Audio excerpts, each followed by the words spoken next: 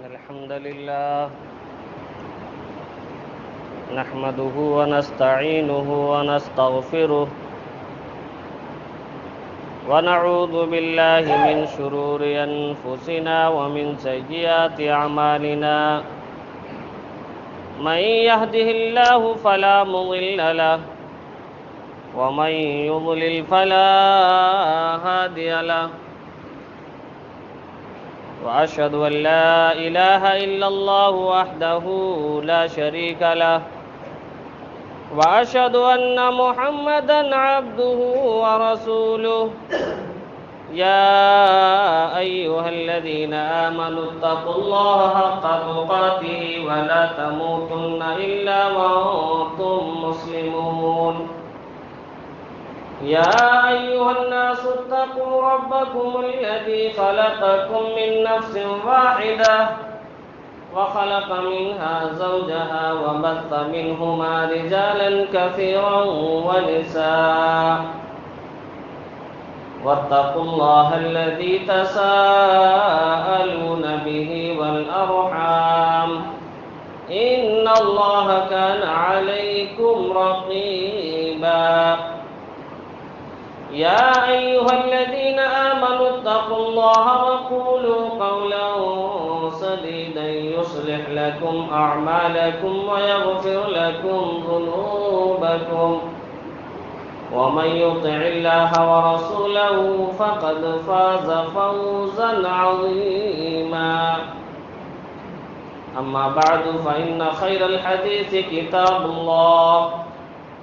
وخير الهدي هدي محمد صلى الله عليه وسلم وشر الأمور محدثاتها وكل محدثة بدعة وكل بدعة ضلالة وكل ضلالة في النار أعوذ بالله من الشيطان الرجيم بسم الله الرحمن الرحيم وَلَقَدْ خَلَقْنَا الْإِنسَانَ وَنَعْلَمُ مَا تُوَسْوِسُ بِهِ نَفْسُهُ وَنَحْنُ أَقْرَبُ إِلَيْهِ مِنْ حَبْلِ الْوَرِيدِ إِذْ يَتَلَقَّى الْمُتَلَقِّيَانِ عَنِ الْيَمِينِ وَعَنِ الشِّمَالِ قَعِيدٌ ما يلفظ من قول إلا لديه رقيب عتيد وقال تعالى في موضع آخر وجوه يومئذ خاشعة عاملة ناصبة تصلى نارا حامية عن عائشة رضي الله عنها قالت قال رسول الله صلى الله عليه وسلم من أحدث في أمرنا هذا ما ليس منه فهو رد رواه مسلم ہر قسم کی بڑائی اور بزرگی اللہ رب ذوالجلال کے لائق اور سزاوار ہے جو ہم سب کا خالق مالک اور پالنہار ہے۔ بعدہ درود و سلام نازل ہو تمام انبیاء کرام پر، خصوصاً ہم سب کے آخری نبی جناب محمد رسول اللہ صلی اللہ علیہ وسلم پر۔ سامعین کرام، پچھلے جمعہ کے اندر ہم نے نبی کریم صلی اللہ علیہ وسلم کا مقام اور مرتبہ اور ان کی فضیلت کے تعلق سے گفتگو کی تھی، جس کو سننے کے بعد یہ معلوم ہو گیا کہ نبی کریم صلی اللہ علیہ وسلم کی بات رہتے ہوئے، نبی کریم صلی اللہ علیہ وسلم کا دین رہتے ہوئے اب کسی کے دین کی ضرورت نہیں ہے، کسی کے بات کی ضرورت نہیں ہے۔ نبی کریم صلی اللہ علیہ وسلم کا دین، نبی کریم صلی اللہ علیہ وسلم کی لائی ہوئی شریعت ہی ہمارے لیے کافی ہے۔ دین اسلام کی بنیاد کتاب و سنت کے اوپر قائم ہے، جس کو اللہ رب العالمین نے اپنے سب سے چہیتے فرشتے حضرت جبرائیل علیہ السلام کے ذریعہ اپنے سب سے چہیتے بندے جناب محمد رسول اللہ صلی اللہ علیہ وسلم کے قلب اطہر کے اوپر حرف بحرف نازل کیا. سارے کے سارے الفاظ قرآن مجید کے اللہ رب العالمین کی طرف سے ہیں، حتیٰ کہ جو نبی کریم صلی اللہ علیہ وسلم کا فرمان موجود ہے، جو نبی کریم صلی اللہ علیہ وسلم کی حدیث موجود ہے، وہ بھی اللہ رب العالمین کی طرف سے وحی کی ہوئی ہے. اگرچہ اس کے الفاظ اللہ کے نہیں ہیں، نبی کریم صلی اللہ علیہ وسلم کے ہیں، لیکن اس کا معنی اور اس کا مطلب حدیث کے بھی اللہ رب العالمین کی طرف سے وحی کیا ہوا ہے. تو کتاب و سنت کی تعلیم حرف بحرف اللہ رب العالمین کی طرف سے جناب محمد رسول اللہ صلی اللہ علیہ وسلم کے اوپر اللہ تعالیٰ نے اتارا ہے. اور جس کے بعد ہم کو کسی بھی امام کی، کسی بھی دین کی اور کسی بھی دوسرے دھرم اور کسی بھی دوسرے کتابوں کی ہم کو ضرورت نہیں ہے. نبی کے دین آنے کے بعد، نبی کی شریعت آنے کے بعد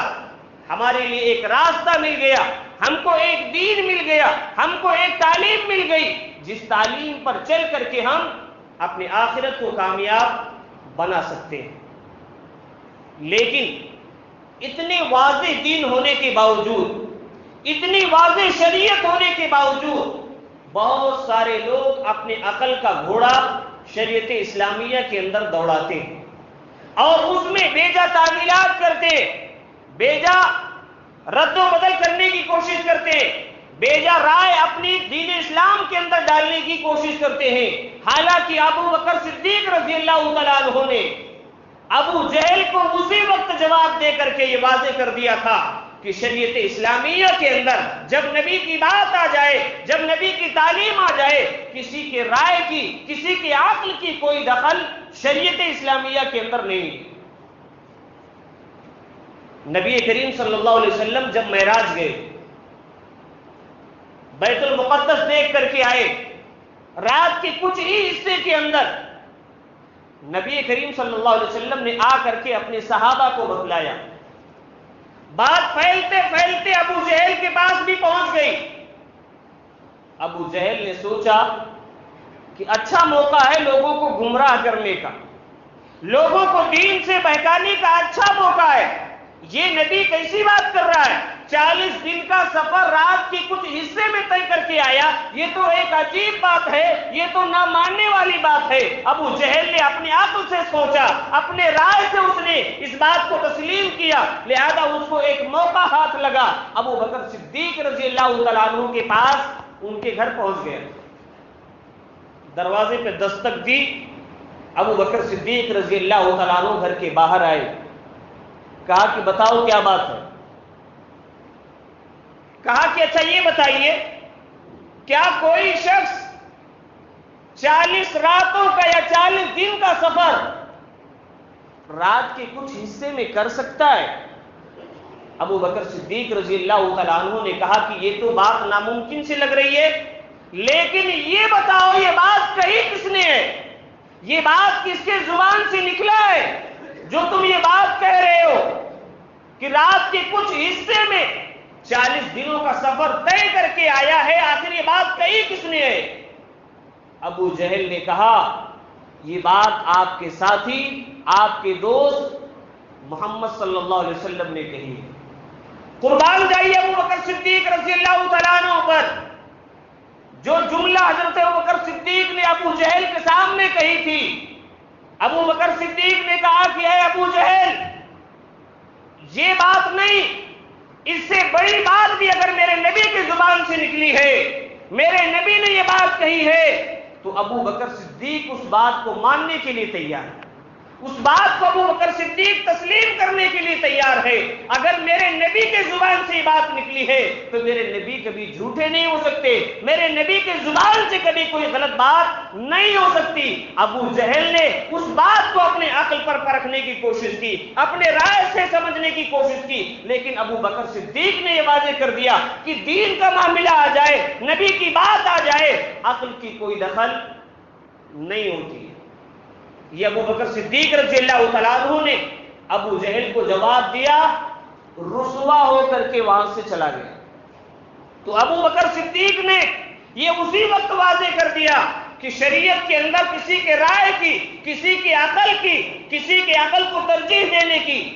کوئی مسئلہ نہیں ہے شریعت کے اندر۔ جب نبی کی بات آ جائے، نبی کا حکم آ جائے، نبی کی کوئی حدیث آ جائے، کسی بھی آدمی کی کوئی چلنے والی نہیں ہے شریعت اسلامیہ کے اندر۔ اتنی واضح تعلیم ہونے کے باوجود بھی آج مسلمانوں نے طرح طرح کی بدعات و خرافات کا ایجاد کر لیا ہے۔ انہی میں سے ایک جشن عید میلاد النبی ہے جو کچھ دنوں کے بعد آنے والا ہے۔ پہلے ہم یہ جاننے کی کوشش کرتے ہیں آج کے خطبہ جمعہ کے اندر کہ بدعات کہتے کس کو ہے؟ بدعات کہتے کس کو ہے؟ بدعات کہتے ہیں، بدعات کے لغوی معنی ہے کسی ایسی چیز کا ایجاد کرنا جو اس سے پہلے موجود نہ ہو، کسی ایسی چیز کو بنا لینا، کسی ایسی چیز کو گڑھ لینا جو اس سے پہلے موجود نہ ہو۔ اللہ رب العالمین نے فرمایا سورہ احقاف سورہ نمبر 46 آیت نمبر 9 کے اندر، قُلْ مَا كُنْتُ بِدْعًا مِّنَ الرُّسُلِ، اے اللہ کے رسول آپ کہیے کہ اے لوگوں اس دنیا کے اندر میں کوئی انوکھا رسول ہو کر کے نہیں آیا، کوئی نیا رسول ہو کر کے نہیں آیا۔ اللہ تعالیٰ نے یہاں لفظ بدعہ لے کر کے آیا ہے، جس کا معنی یہ بتایا گیا کہ کوئی ایسی چیز جس کو ایجاد کر لیا گیا ہو، کوئی ایسی چیز جس کو بنا لیا گیا ہو۔ تو اللہ تعالیٰ نے بدعت کا معنی بتایا ایسی چیز جو اس سے پہلے موجود نہ ہو، اس کو لوگوں نے بنا کر کے پیش کر دیا ہو، وہ چیز بدعت کہلاتی ہے۔ شریعت میں کہتے ہیں بدعت ایسی چیز کو، دین کے کسی ایسے حصے کو جس کی دلیل، جس کے متعلق کوئی کتاب و سنت کے اندر کوئی دلیل موجود نہ ہو، اور جس کو لوگوں نے دین سمجھ کر کے کرنا شروع کر دیا ہو، وہ چیز بدعت ہے۔ یہ بدعت کا معنی اس کا مطلب ہوا۔ اور یہ بھی جان لے کہ ایجاد دو طرح کے ہوتے ہیں۔ ایجاد یا کسی چیز کو بنانا یہ دو طرح کا ہوتا ہے۔ ایک ہوتا ہے دنیاوی ایجادات، ایک ہوتا ہے دنیاوی ایجاد۔ دنیا کے کسی سامان کو کسی نے بنا لیا، کمپیوٹر آ گیا جو نبی کے زمانے میں نہیں تھا۔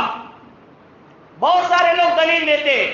اور یہ لوگوں کو گمراہ کرنے کی کوشش کرتے کہ بھائی آپ تو کمپیوٹر استعمال کر رہے، آپ تو ریل گاڑی کا سفر کر رہے، آپ تو ہوائی جہاز کا سفر کر رہے، یہ تو نبی کے زمانے میں نہیں تھا، لہذا یہ بھی بدعت ہوا۔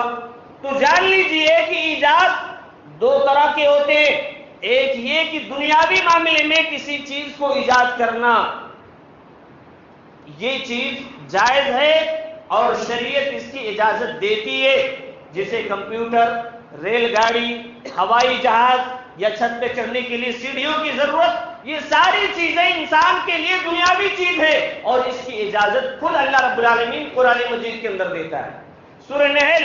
سورہ نمبر 16 آیت نمبر 8 کے اندر اللہ نے فرمایا وَالْخَيْلَ وَالْبِغَالَ وَالْحَمِيرَ لِتَرْكَبُوهَا وَزِينَةً۔ اللہ رب العالمین نے فرمایا کہ اے لوگو، اللہ تعالیٰ نے تمہارے لیے گھوڑوں کو پیدا کیا، کچروں کو پیدا کیا اور گدھوں کو پیدا کیا، لِتَرْكَبُوهَا، تاکہ تم اس کے ذریعہ اس سے سواری کرو، اس پر سوار ہو جاؤ، اور یہ چیز تمہارے لیے زینت کی بھی ہے۔ گھر کے اندر تمہارے پاس جانور ہے، گھر کی زینت ہے۔ اللہ رب العالمین نے اس آیت کے ذریعہ یہ واضح کر دیا کہ اگر کوئی آدمی سواری کے لیے کوئی چیز بناتا ہے، دنیا کے فائدے کے لیے کوئی چیز ایجاد کرتا ہے، تو یہ چیز اس کے لیے جائز ہے، اس لیے کہ اللہ رب العالمین نے فرمایا کہ یہ دنیاوی چیز اگر اس کا تعلق دین سے نہ ہو، اگر اس کا تعلق اسلام سے نہ ہو اور وہ چیز دنیاوی معاملات میں ہو، تو یہ چیز تمہارے لیے جائز ہے۔ اللہ رب العالمین نے سورہ نحل کے ذریعے یہ واضح کر دیا کہ یہ ریل گاڑیاں جس پہ آج ہم سوار ہوتے ہیں، یہ ہوائی جہاز جس پہ ہم اڑتے ہیں، اور یہ بسیں جس پہ ہم سوار ہو کر کے جاتے ہیں، یہ بھی شریعت کے اندر اور اس کے رول سے دنیاوی حساب سے ہوئی، اور اس پر سفر کرنا یہ دین نہیں ہے، یہ دنیا کی ایک ضرورت ہے جس کو شریعت نے جائز قرار دیا۔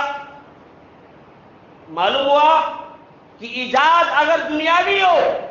دنیا کے لحاظ سے اس کو ایجاد کیا گیا ہو، اس کا تعلق دین سے نہ ہو، وہ چیز شریعت اسلامیہ بھی جائز قرار دیتی ہے۔ سورہ نحل کے اس آیت کے بموجب، اس لیے کہ اللہ نے فرمایا ہم نے گھوڑوں کو، ہم نے کھچروں کو اور ہم نے گدھوں کو اس لیے پیدا کیا تاکہ تم اس پر سواری کرو، اس پر سواری کرو۔ تو یہ ایک مثال دے کر کے اللہ نے بتایا کہ ابھی اور بہت ساری چیزیں ایجاد ہونے والی ہے جس پر آدمی سفر کرے گا۔ اور دوسری چیز ہوتی ہے دین کے اندر نئی چیز کا ایجاد کرنا۔ یہ چیز حرام ہے اور کبیرہ گناہ ہے، یہ چیز حرام ہے اور کبیرہ گناہ ہے۔ بدعت کی شروعات کہاں سے ہوئی؟ بدعت کہاں سے جنم لیا؟ نبی کریم صلی اللہ علیہ وسلم کے زمانے میں بھی کچھ لوگوں نے بدعت شروع کرنے کی کوشش کی، لیکن نبی کریم صلی اللہ علیہ وسلم نے اور آپ کے صحابہ نے ان بدعات و خرافات سے ڈٹ کر کے مقابلہ کیا، یہاں تک کہ خلفائے راشدین اور نبی کریم صلی اللہ علیہ وسلم کے زمانے میں کہیں بھی بدعت کا بول بالا نہیں ہوا۔ کوشش کی گئی، بدعت کی شروع کرنے کی کوشش کی گئی، لیکن نبی کریم صلی اللہ علیہ وسلم نے اور آپ کے صحابہ نے ان بدعت و خرافات سے ڈٹ کر کے مقابلہ کیا۔ صحیح مسلم کی ایک روایت میں 1064 نمبر کی روایت ہے، حضرت ابو سعید خدری رضی اللہ تعالیٰ عنہ فرماتے ہیں کہ ایک مرتبہ نبی کریم صلی اللہ علیہ وسلم مال غنیمت تقسیم کر رہے تھے،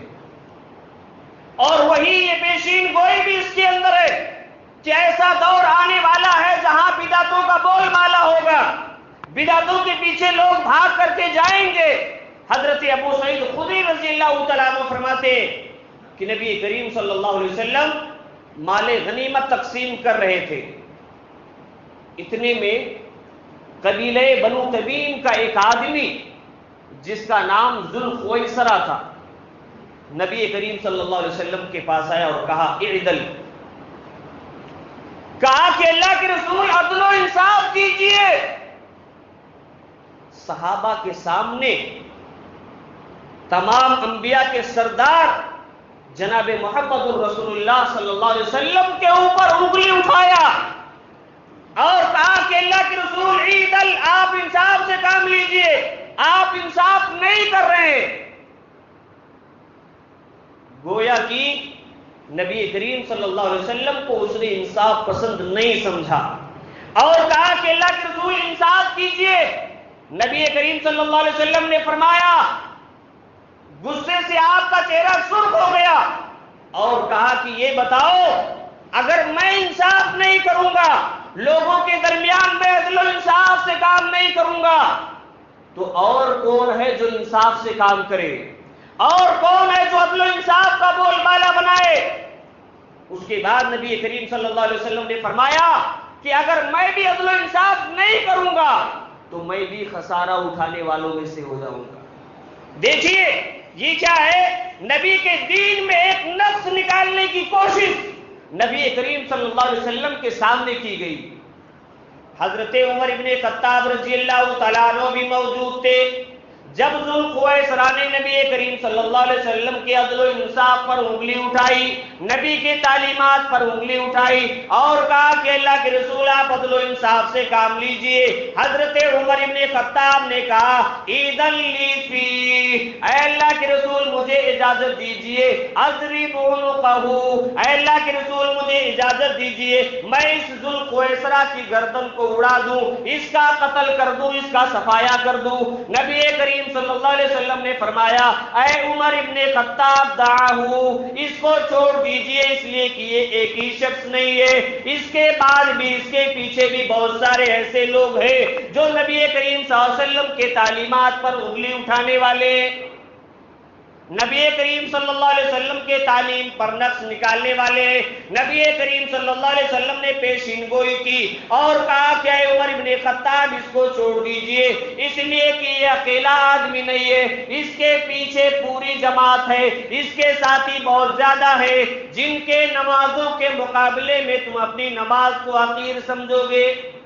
جن کے قرآن کی تلاوت کو اپنے قرآن کی تلاوت سے حقیر سمجھو گے، قرآن کی تلاوت تو کریں گے لیکن قرآن کی تلاوت ان کے حلق کے نیچے نہیں اترے گا، ان کے روزوں کے مقابلے میں تم اپنے روزوں کو حقیر سمجھو گے، اور ان کے عبادتوں کے مقابلے میں تم اپنی عبادتوں کو حقیر سمجھو گے۔ نبی کریم صلی اللہ علیہ وسلم نے واضح کیا اور کہا کہ اے عمر، یہ کوئی تنہا شخص نہیں ہے بلکہ اس کے اور بھی بہت سارے ساتھی ہیں جو دھیرے دھیرے نکل کر کے آئیں گے، دین کے اندر نقص نکالنے کی کوشش کریں گے، لیکن یہ ایسے لوگ ہوں گے جو نمازیں تو بہت زیادہ پڑھیں گے، روزے نفلی بہت رکھیں گے، عبادتیں حد سے زیادہ کریں گے، تہجد کی نماز بھی پڑھیں گے، لیکن اے عمر یاد رکھو، اے میرے صحابہ یاد رکھو، ان کی عبادتوں کا کوئی فائدہ نہیں ہوگا۔ آج بھی بہت سارے لوگ تعریف کرتے ہیں، اپنی زبانوں سے تعریف کے کلمات نکالتے، بہت محنت ہو رہی ہے، جتنا انہوں نے کام کیا دنیا کی کوئی طاقت نے کام نہیں کیا۔ یہ حدیث اللہ کے رسول کی سنیے، صحیح سنن ابن ماجہ کی روایت ہے، حدیث نمبر 92، نبی کریم صلی اللہ علیہ وسلم نے واضح طور پہ فرمایا، صحیح بخاری اور صحیح مسلم کی روایت ہے، نبی کریم صلی اللہ علیہ وسلم نے واضح طور پہ فرمایا کہ یہ لوگ نماز تو پڑھیں گے، روزے تو رکھیں گے، قرآن مجید کی تلاوت تو کریں گے، جن کو عبادتوں کو دیکھ کر کے، جن کی تلاوتوں کو دیکھ کر کے، جن کے روزوں کو دیکھ کر کے تم اپنی عبادتوں کو حقیر سمجھو گے، بھائی ان کے مقابلے میں تو میں کچھ بھی نہیں کر رہا ہوں، یہی زبان سے نکل رہا ہے نا، ان کے مقابلے میں ہم کچھ بھی نہیں کر رہے ہیں، لیکن اللہ کے رسول صلی اللہ علیہ وسلم نے فرمایا کہ ان کی عبادتوں کا کوئی فائدہ نہیں ہوگا، ان کے حلق سے نیچے نہیں اترے گا۔ نبی نے ایک مثال دیا کہ ان کی مثال ایسے ہی ہوگی جیسے ایک شکاری کسی شکار کو تیر مارتا ہے، تیر شکار سے پار کر کے باہر نکل جاتی ہے، جب تیر کو دیکھا جائے تو اس تیر کے اندر نہ تو خون لگا ہوا ہے، نہ تو گوشت لگا ہوا ہے، نہ تو کچھ اور چیز لگی ہوئی ہے، تیر بالکل صاف و شفاف۔ نبی کریم صلی اللہ علیہ وسلم نے فرمایا کہ یہ لوگ بھی دین سے اسی طریقے سے نکل جائیں، جس طریقے سے ایک تیر شکار سے نکل جاتی ہے، جس کے تیر پہ کوئی نام و نشان نہیں ہوتا، اسی طریقے سے نبی نے فرمایا کہ ایسے لوگ جو دین کے اندر کمیاں نکالیں گے، جو دین کے اندر نقص نکالیں گے، دین کے اندر بدعت و خرافات ڈھونڈنے کی کوشش کریں گے، دھیرے دھیرے یہ لوگ بھی اسلام سے نکل جائیں گے۔ ایسے لوگوں کے بارے میں اللہ رب العالمین نے فرمایا سورہ غاشیہ سورہ نمبر 88 آیت نمبر 2، 3 اور 4 کے اندر، وجوہ یومئذ خاشیہ عاملۃ ناصبہ تصلی نارا حامیہ۔ اللہ رب العالمین نے فرمایا کہ قیامت کے دن کچھ ایسے لوگ لائے جائیں گے جن کے چہروں پر ڈر ہوگا، جن کے چہروں پر ذلت و رسوائی چھائی ہوئی ہوگی۔ وجوہ یومئذ خاشیہ، ان کے چہرے ڈر سے جھکے ہوئے ہوں گے۔ عاملۃ ناصبہ، اللہ رب العالمین فرماتا ہے یہ نہیں کہ عمل نہیں ہوگا، یہ نہیں کہ ان کے پاس نیکیاں نہیں ہوں گی، اللہ رب العالمین فرماتا ہے کہ عمل کر کے تھک گئے ہوں گے۔ عاملۃ ناصبہ، عمل کرتے کرتے تھک گئے ہوں گے۔ تصلی نارا حامیہ، لیکن اس کے باوجود بھی اللہ تعالیٰ ان کو کھولتے ہوئے دہکتی ہوئی انگار کے اندر ڈال دے گا۔ عاملۃ ناصبہ، اللہ نے کہا عبادت کرتے کرتے تھک گئے ہوں گے لیکن اس کے باوجود بھی جہنم میں اللہ تعالیٰ ڈال دے گا۔ یہی بدعتی لوگ ہیں جو دین کے اندر نقص تلاشنے کی کوشش کرتے ہیں، شریعت کے اندر کمی تلاشنے کی کوشش کرتے ہیں۔ اٹھائیے تفسیر سورۃ الغاشیہ کی، عاملۃ ناصبہ میں اللہ نے فرمایا عمل بے حساب کیے ہوں گے، ان کے پیشانی پر نشان بھی پڑے ہوں گے، لیکن اس کے باوجود بھی اللہ تعالیٰ ان کو جہنم میں ڈال دے گا۔ کیوں؟ اس لیے کہ ان کا عمل کتاب و سنت کے مطابق نہیں ہوگا، کتاب و سنت کی تعلیم کے مطابق ان کا عمل نہیں ہوگا، جس کی وجہ سے اللہ تعالیٰ ایسے لوگوں کو پکڑ پکڑ کر کے جہنم کے اندر ڈال دے گا۔ تو معلوم ہی ہوا کہ شریعت اسلامیہ کے اندر ذرہ برابر کسی بھی رد و بدل کرنے کی گنجائش نہیں ہے۔ صحیح مسلم کی ایک دوسری روایت کے اندر حضرت برا ابن عازب رضی اللہ تعالیٰ عنہ فرماتے ہیں، کافی باریک روایت ہے، غور کرنے کی ضرورت ہے، جسے میں یہ بتانا چاہوں گا کہ شریعت کے اندر ایک لفظ کے بھی رد و بدل کی گنجائش موجود نہیں ہے۔ حضرت برا ابن عازب رضی اللہ تعالیٰ عنہ فرماتے ہیں کہ ایک مرتبہ نبی کریم صلی اللہ علیہ وسلم نے مجھ سے کہا کہ اے برا ابن عازب، جب بستر پر تم جاؤ نماز کی طرح وضو کر لیا کرو، نماز کی طرح وضو کر لیا کرو، بستر پر جانے کے بعد اپنے داہنے کروٹ پر لیٹ جاؤ، بستر کو صاف کر لو، جھاڑ لو اور اپنے داہنے کروٹ پر لیٹ جاؤ۔ حضرت برا ابن عازب فرماتے ہیں کہ اس کے بعد نبی کریم صلی اللہ علیہ وسلم نے مجھے ایک دعا سکھلائی، اللہم انی اسلمت وجہی الیک وفوضت امری الیک۔ دعا یہ سکھلایا کہ اے اللہ، میں نے اپنے چہرے کو، اپنی ذات کو تیرے لیے وقف کر دیا ہے، تیرے لیے جھکا دیا ہے، میں نے اپنے سارے معاملے کو تیرے حوالے کر دیا ہے، دین کا ہر معاملہ، دنیا کا ہر معاملہ تیرے ہاتھ میں ہے۔ آمنت بکتابک الذی انزلت، اور اے اللہ ہم تیری اس کتاب پر ایمان لاتے ہیں جس کو تو نے نازل کیا، وَنَبِيِّكَ الَّذِي أَرْسَلْتَ۔ اللہ کے رسول صلی اللہ علیہ وسلم نے دعا سکھلایا حضرت برا ابن عازب کو کہ اے اللہ تیرے اس نبی پر ایمان لے کر کے آتے ہیں جس کو تو نے مبعوث کیا اس دنیا کے اندر۔ اللہ کے رسول نے دعا میں کیا سکھایا؟ وَبِنَبِيِّكَ الَّذِي أَرْسَلْتَ، اس نبی کے اوپر ہم ایمان لے کر کے آتے ہیں جس کو تو نے اس دنیا کے اندر مبعوث کیا، بھیجا۔ حضرت برا ابن عازب رضی اللہ تعالیٰ عنہ فرماتے ہیں کہ جب نبی کریم صلی اللہ علیہ وسلم نے یہ دعا مجھے سکھلائی سوتے وقت کی، تو پھر میں نے جب یاد کر لیا، یاد کرنے کے بعد نبی کریم صلی اللہ علیہ وسلم کو میں نے پھر سے سنایا۔ حضرت برا ابن عازب پھر سنانے لگے، دعا سناتے سناتے آخر میں پڑھنے لگے وَبِكِتَابِكَ الَّذِي أَنزَلْتَ، وَبِنَبِيِّكَ کی جگہ فرمانے لگے وَرَسُولِكَ الَّذِي أَرْسَلْتَ۔ نبی کی جگہ پر انہوں نے رسول کا لفظ لے کر کے آیا، صرف اس وجہ سے کہ رسول کا مرتبہ نبی سے زیادہ ہوتا ہے، نبی سے رسول کا مرتبہ زیادہ ہوتا ہے۔ اس لیے برا ابن عازب فرماتے ہیں کہ جب نبی نے مجھے نبی کی جگہ الفاظ سکھائے، میں نے اس کی جگہ پر رسول کہہ کر کے نبی کریم صلی اللہ علیہ وسلم کو دعا سکھلایا۔ اس کے بعد نبی کریم صلی اللہ علیہ وسلم نے فرمایا کہ اے برا ابن عازب، جو میں نے دعا سکھلائی ہے وہ بِنَبِيِّكَ الَّذِي أَرْسَلْتَ، وہی کہو، تم کو اختیار کسی نے نہیں دیا ہے کہ نبی کی جگہ پر تم رسول ہو۔ یہ صحیح مسلم کی روایت ہے، واضح طور پر بتا رہی ہے کہ نبی کریم صلی اللہ علیہ وسلم نے صحابہ کو بھی اتنی اجازت نہیں دیا کہ نبی کے لفظ پر رسول کہہ کر کے دعا کو پڑھیں۔ اب پوری شریعت بنا لی جاتی ہے، پوری کتاب بنا لی جاتی ہے، پورے اصول بنا لیے جاتے ہیں۔ معلوم ہوا کہ شریعت اسلامیہ کے اندر اللہ تعالیٰ نے کسی کو بھی اختیار نہیں دیا کہ نبی کی جگہ پر، جہاں حدیث میں نبی ثابت ہے، اس کی جگہ پر رسول کہہ کر کے وہ الفاظ ادا کریں۔ یہ شریعت اسلامیہ واضح طور پر پیغام دے رہی ہے کہ کوئی بھی شخص دین کے اندر، شریعت کے اندر ذرہ برابر تبدیلی نہیں کر سکتا ہے۔ بدعت کے اسباب کیا ہیں؟ بدعت لوگ آخر ایجاد کیوں کرتے ہیں؟ سب سے بڑی چیز جہالت کی بنیاد پر، لا علمی کی بنیاد پر اور اپنے اندھی تقلید کی بنیاد پر، اپنے عالموں کو، اپنے اماموں کو نبی سے اونچا درجہ دینے کی بنیاد پر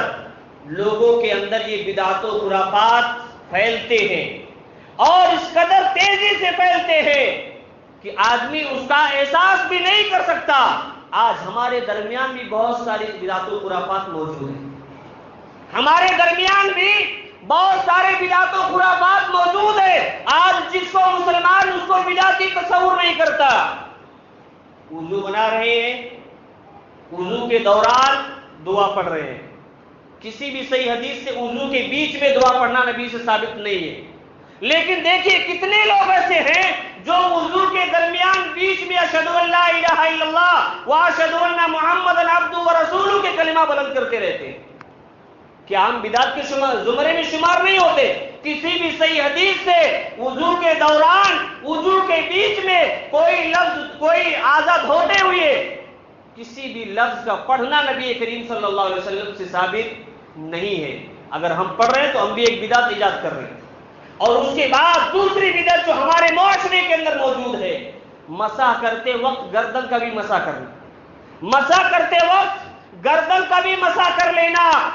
یہ بھی نبی کریم صلی اللہ علیہ وسلم سے ثابت نہیں ہے. صحیح روایت میں موجود ہے کہ نبی کریم صلی اللہ علیہ وسلم اپنے پیشانی سے شروع کرتے تھے اور اپنے گدی تک لے کر کے جاتے تھے.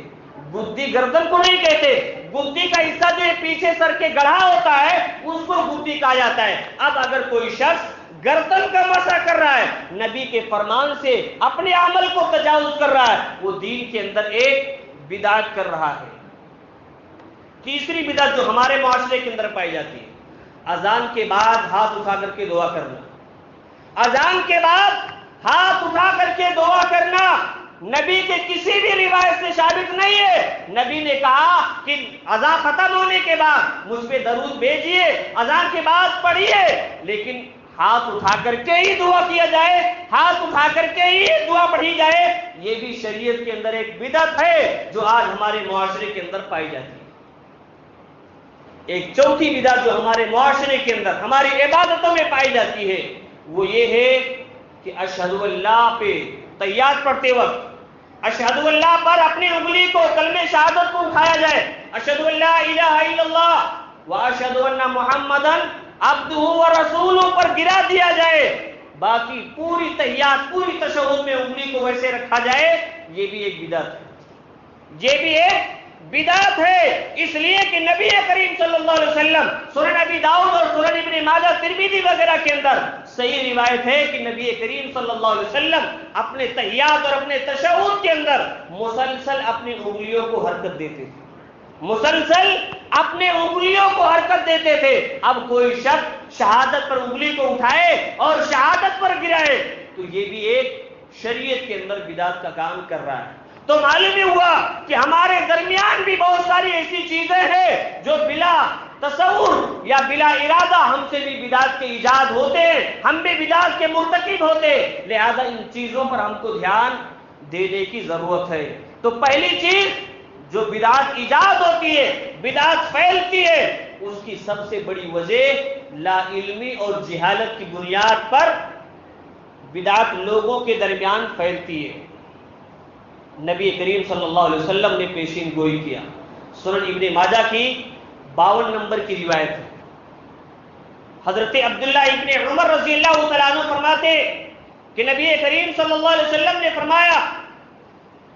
ان اللہ لا يقبض العلم انتزاعا ينتزعه من الناس. نبی کریم صلی اللہ علیہ وسلم نے فرمایا کہ اللہ تعالیٰ علم کو لوگوں کے سینوں سے کھینچ کر کے نہیں ہٹائے گا, سینوں سے نکال کر کے نہیں نکالے گا علم کو, بلکہ یقبض العلماء, بڑے بڑے عالموں کو وفات دے کر کے اللہ تعالیٰ علم کو اٹھا لے گا. یعنی یہ روایت واضح طور پر بتاتی ہے کہ لوگوں کے دلوں سے کھینچ کر کے اللہ تعالیٰ علم کو نہیں اٹھائے گا, بلکہ بڑے بڑے عالموں کو وفات دے کر کے اللہ تعالیٰ علم کو اٹھا لے گا. آج دیکھیے کتنے بڑے بڑے عالم ہمارے درمیان سے چلے گئے, علم کے جاننے والے, اسلام کے جاننے والے کتنے بڑے بڑے عالم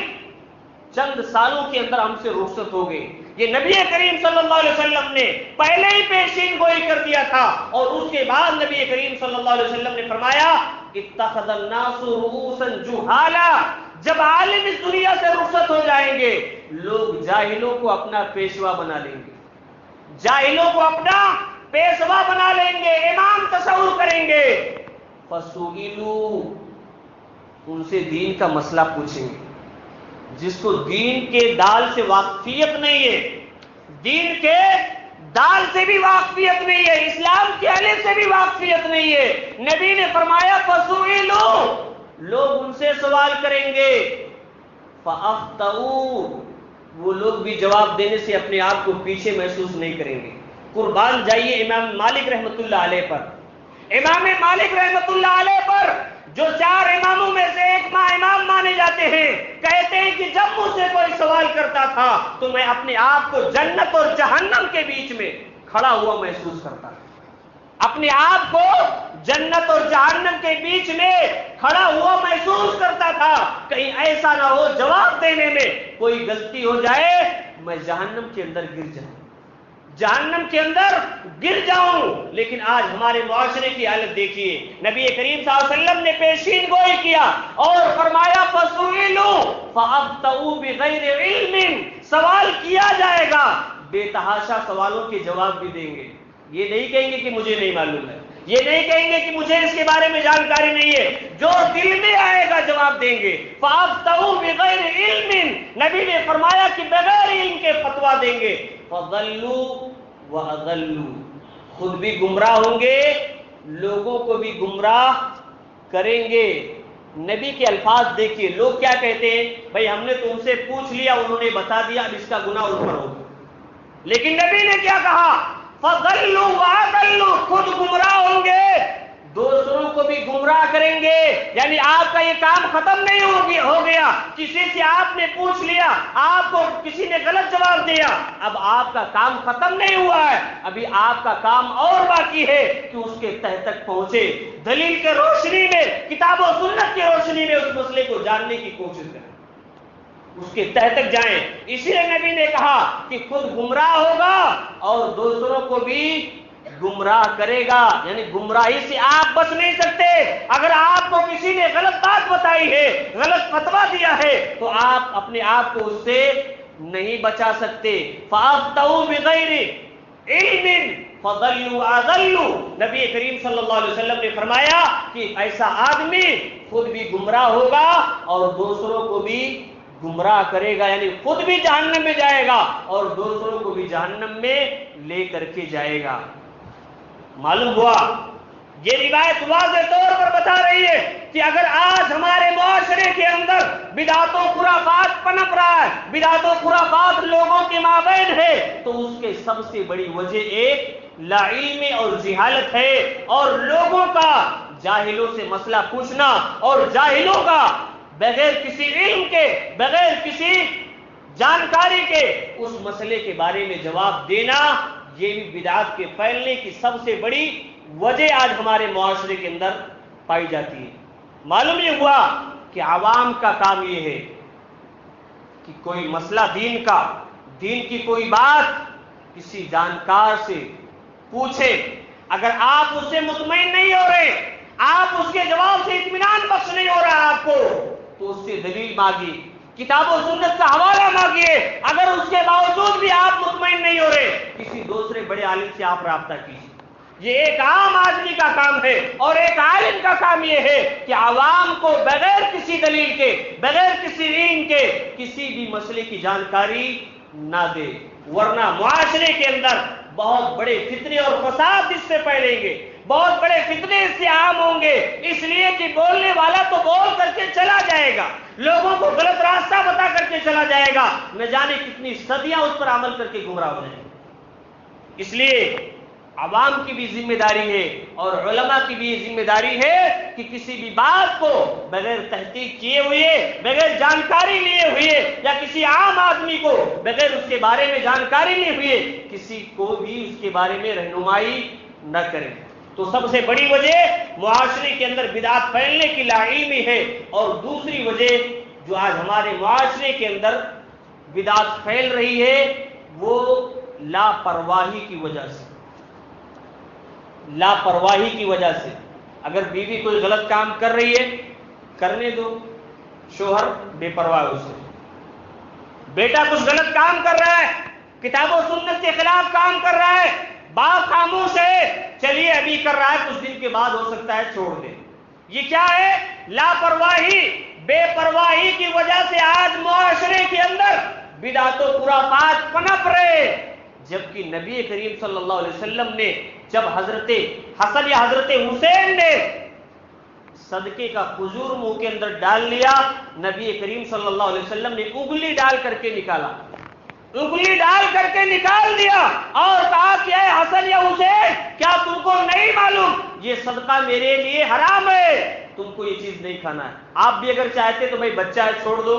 جانے تو بعد میں صحیح راستے پر آ جائے گا، نہیں، اگر آپ کوئی بھی غلط کام، بدعت و خرافات کا کام اپنے گھر کے کسی بھی افراد کو دیکھیں فوراً اس کو روکنے کی کوشش کریں۔ قربان جائیے حضرت ابوبکر صدیق رضی اللہ تعالیٰ عنہ پر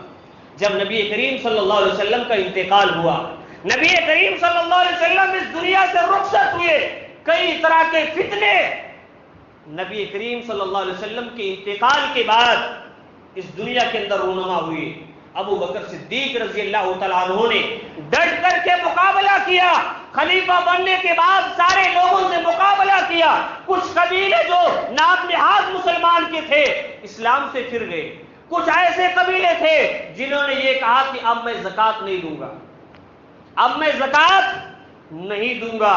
قربان جائیے ابو بکر صدیق رضی اللہ تعالیٰ عنہ پر جو ابھی خلافت میں پہلا قدم رکھا ہے، کوئی تجربہ بھی ابو بکر صدیق کو ابھی نہیں ہے خلافت کے تعلق سے، اعلان کر دیا، کہا کہ میں ایسے لوگوں کے خلاف اعلان جنگ کرتا ہوں، ایسے لوگوں کے خلاف اعلان جنگ کرتا ہوں جو اسلام سے پھر گئے ہیں، ان کو قتل کرواؤں گا، اور یہاں تک کہ وہ واپس دین کے اندر آ جائیں، اور جو زکوٰۃ نہیں دیں گے ان کے خلاف بھی اعلان جنگ کروں گا۔ یہاں تک کہ حضرت عمر بن خطاب نے کہا کہ ابو بکر ایسے لوگوں کے خلاف کیسے آپ لڑیں گے، ایسے لوگوں سے آپ کیسے جہاد کریں گے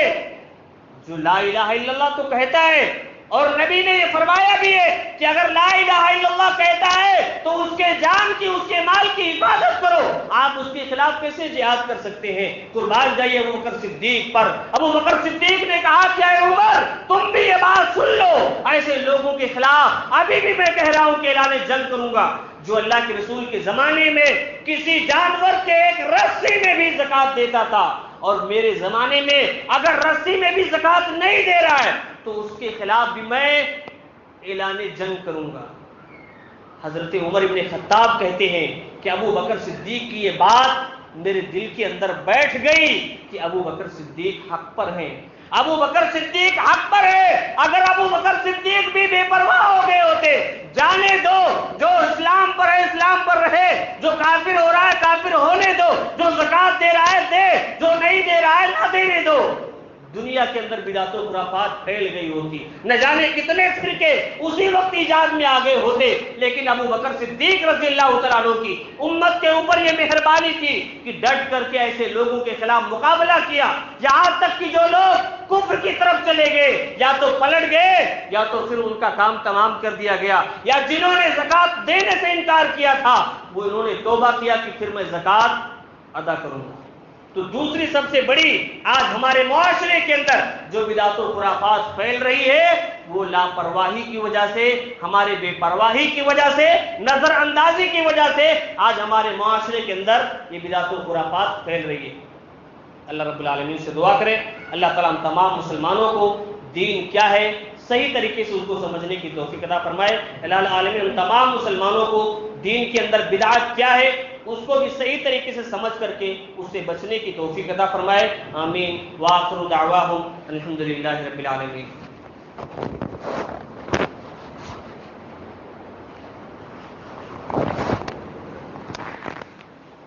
الحمدللہ نحمده ونستعینه ونستغفره ونعوذ باللہ من شرور انفسنا ومن سیئات اعمالنا، من يهده الله فلا مضل له ومن يضلل فلا هادي له، واشهد ان لا اله الا الله وحده لا شريك له، واشهد ان محمدا عبده ورسوله، ان الله وملائكته يصلون على النبي يا ايها الذين امنوا صلوا عليه وسلموا تسليما، اللهم صل على محمد وعلى آل محمد كما صليت على إبراهيم وعلى آل إبراهيم إنك حميد مجيد اللهم بارك على محمد وعلى آل محمد كما باركت على إبراهيم وعلى آل إبراهيم إنك حميد مجيد عباد الله رحمكم الله إن الله يأمر بالعدل والإحسان وإيتاء ذي القربى وينهى عن الفحشاء والمنكر والبغي يعظكم لعلكم تذكرون واذكروا الله يذكركم ودعوه يستجب لكم ولذكر الله أكبر والله يعلم ما تصنعون